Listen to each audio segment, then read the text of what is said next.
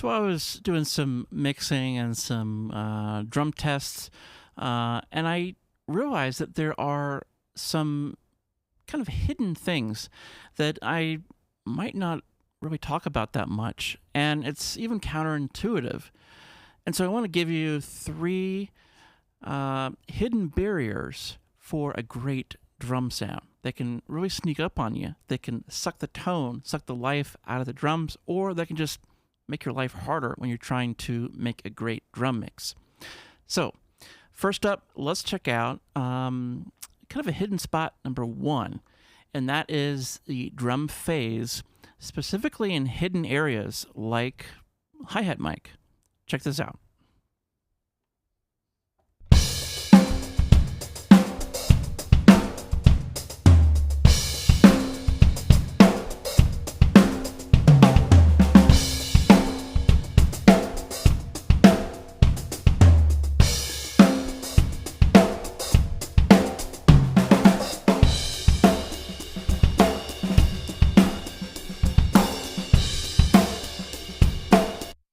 Okay, so it is subtle at times, but it is more subtle if we really match the level against each other and then try flipping polarity. This right here is a lot of times called phase, flip the phase. You see it on like preamps and stuff, but you really can delay the phase or adjust the phase forward and backwards in time, but you don't flip the phase, you flip polarity. That means instead of the wave starting up and going down, which in turn pushes the speakers out when it creates the sound, it instead, the wave goes down and then up, okay? So what we're trying to do is kind of align these things together. And it's basically, plus or minus, okay? It's an adjustment that sometimes works, sometimes it doesn't. A lot of times you will hear a difference, but you have to do a couple things. First is go down to mono, so that none of this panning really matters. You want to hear it in mono. And you want to focus on, okay, what is it I'm trying to actually double check here? Am I checking the sound of the hi-hat or checking the sound of the snare? And what I'm doing here is I'm checking the sound of the snare. I'm checking that the bleed from the snare that gets into this mic doesn't combine with the direct mic, the snare mic, and actually cancel part of that sound out. So what I'm going to do is I'm going to see how loud the snare is in the hi-hat mic.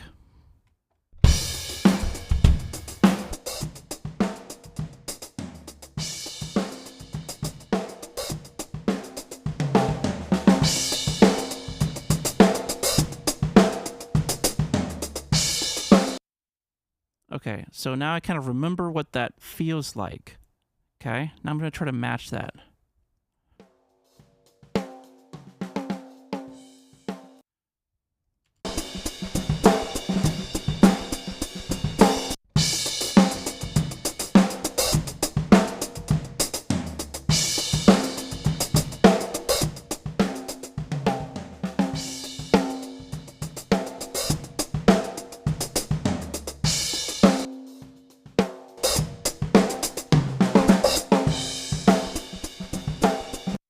Okay, so what I'm trying to do is take this level. Let's say the hi-hat could be at 0. Okay, like I got it cranked right now. Okay, so I want to crank it all the way up to 0. Basically, it's just kind of clipping.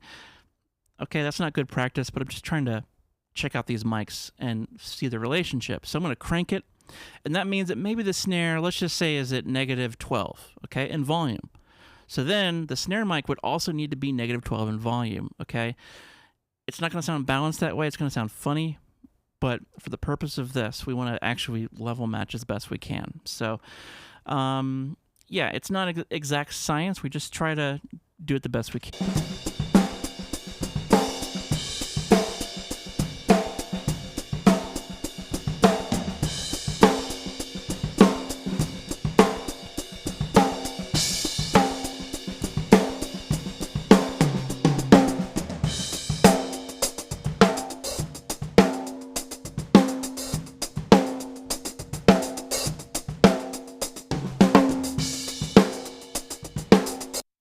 hear that there?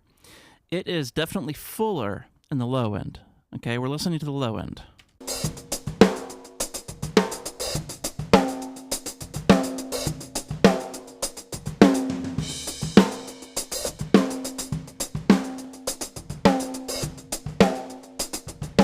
See, that's bad right there. Okay, that we lose the low end, we lose the fullness. Yeah, there we have it back. So this is not just for hi-hat. This can be other things like room mics.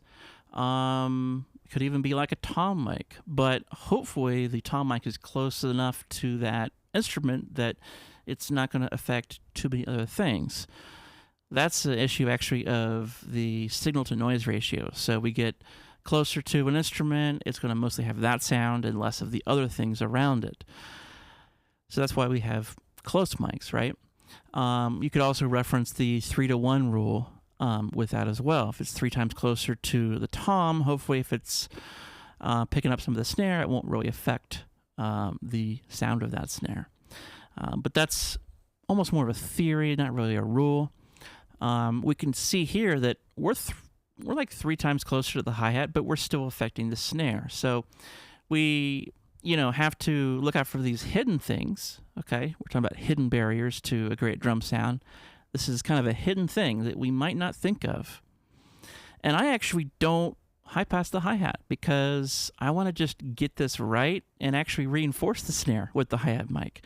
It's subtle, but it's there. And honestly, you end up with more low-end than expected because everything starts to kind of add in and pile on, and next thing you know, you have this massive full drum sound.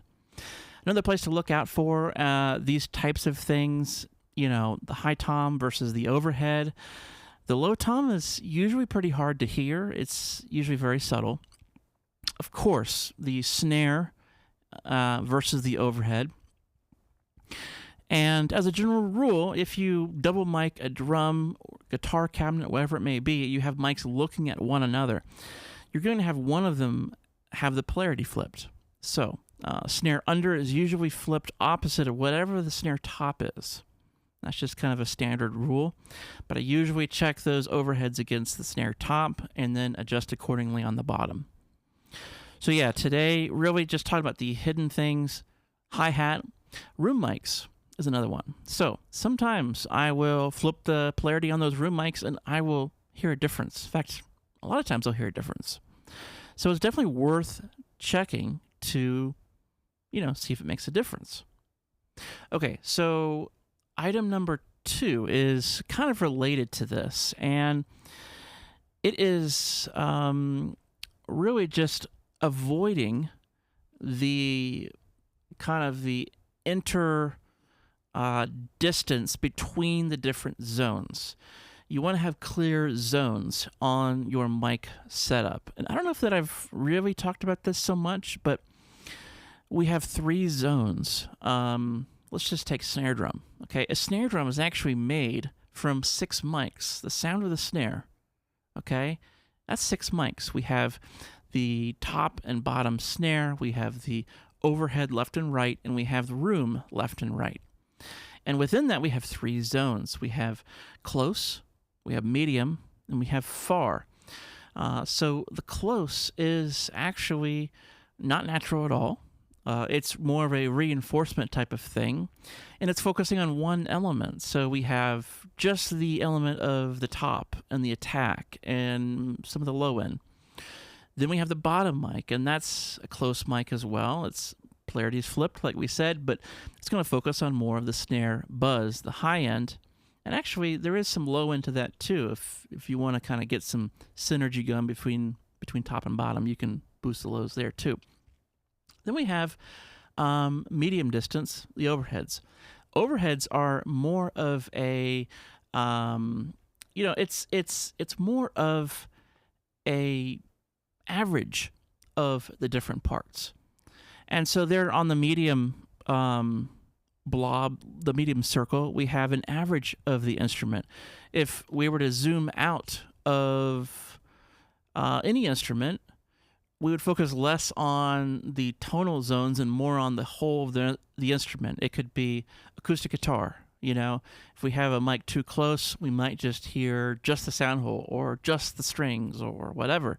But if we pull back, now it's more of an average of the instrument. And this is the case with anything. So with drums, we have kind of an average of all the different things if we have a medium distance. And so, yeah, this is, this is kind of zone 2. This is probably the most realistic. It is slightly compressed.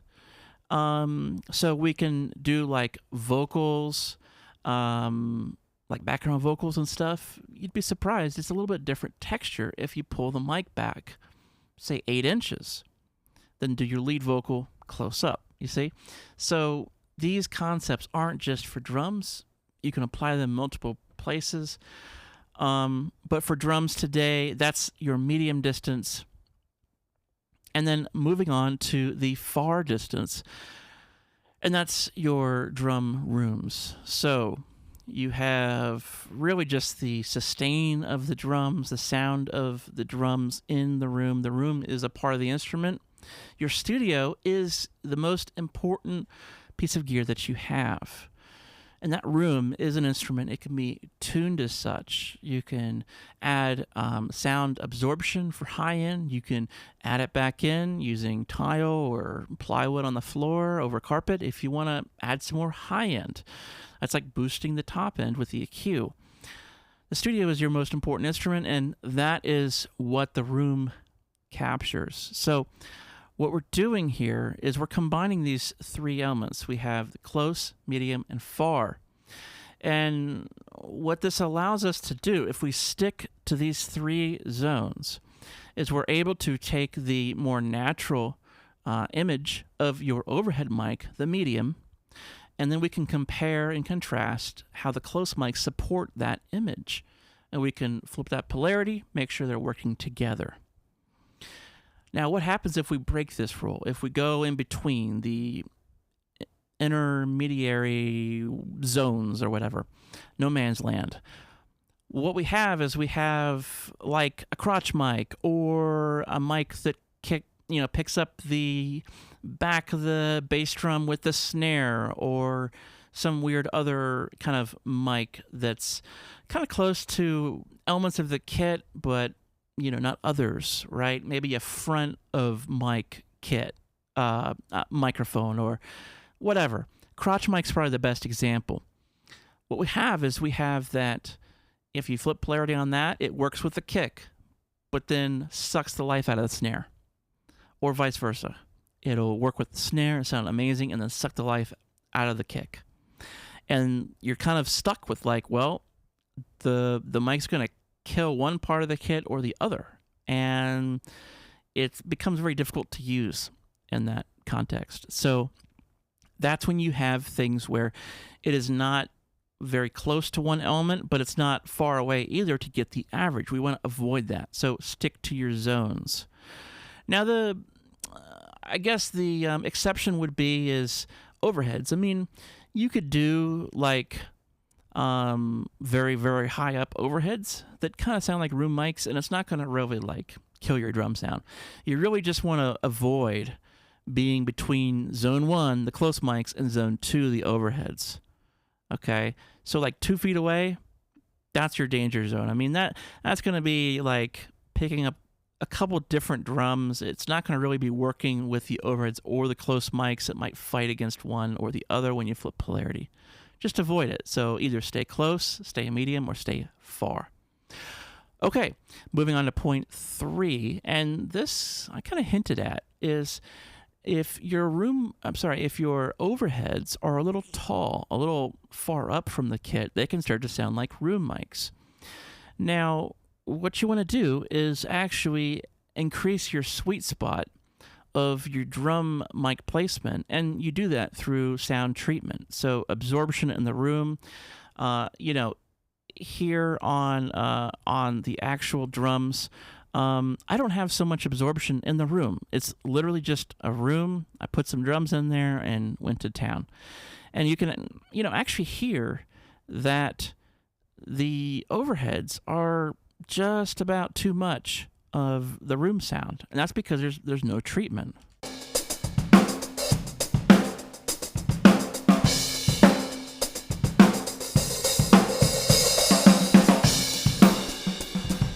Okay. And so what's the problem? Well, they sound great. So, what's the problem? Well, the problem is when you want to actually process something and you want to actually compress it and kind of sculpt it and have options of how you want to shape the drums in the mix. Okay, this is about having options. And it might be that there's just too much room in those overheads. Okay, the room is too lively. So you could go down with the overheads, right? You can get closer to the drums. But then you start to have risks of it getting hit by the drummer. You start to, it just might not be an option. Okay, so if you're able to apply absorption, you can widen that sweet spot. You can have more options for your mic placement. This is the same with vocal, right? The AEA N22, designed for close placement. I wonder why. Because it's a ribbon mic, because it picks up from the back. Everybody's recording at home. Everybody's recording with a interface preamp. So it's an active design made for close placement. It allows vocalists in an untreated room to get close to the mic to hopefully avoid capturing too much of that room. Why? Because we want to compress the vocal. We like to compress things, have options for later. And so by designing a microphone that allows vocalists to get close, we're able to have options in mixing. One thing goes into the other. It's all connected. And that's really the theory behind this organic recording method.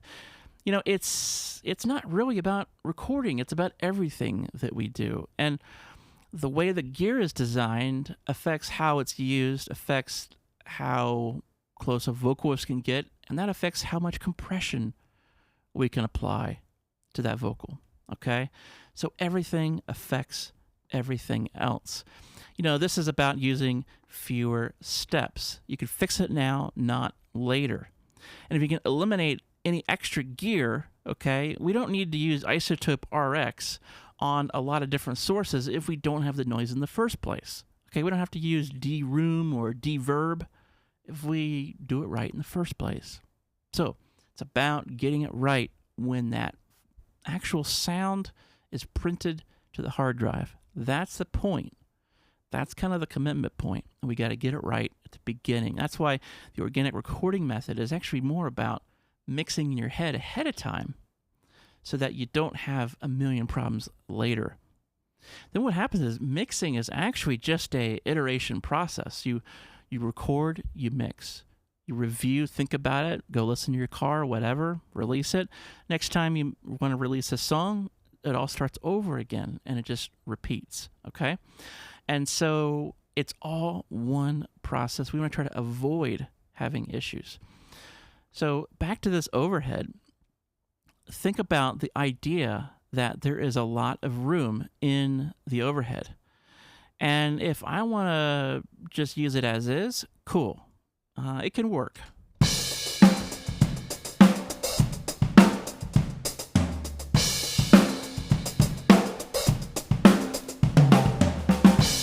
Okay, so that works. And I had it in mono at first, so it's crazy how you can get used to that. But so we have our overhead, and it works, pretty well.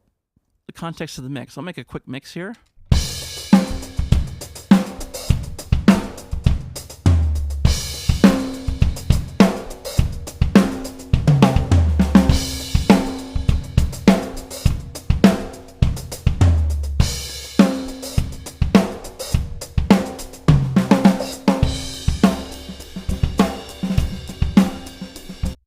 Yeah, that works. It kind of has a big drum sound. These are great sounding drums. I'm really pleased with the Lauten Audio test that I've done. So more on that coming soon. But there's nothing to complain about here, but there's not really a way to adjust it. Okay, and that's what we're kind of after. And that's what those three zones give you is those options. Okay, it's hidden because you don't really think about it in that way. You just kind of put a mic on the kit, right? More mics, the more options. Well, it might be that you got to really stick it to one zone or the other to really have those options later. So let's try compressing this here.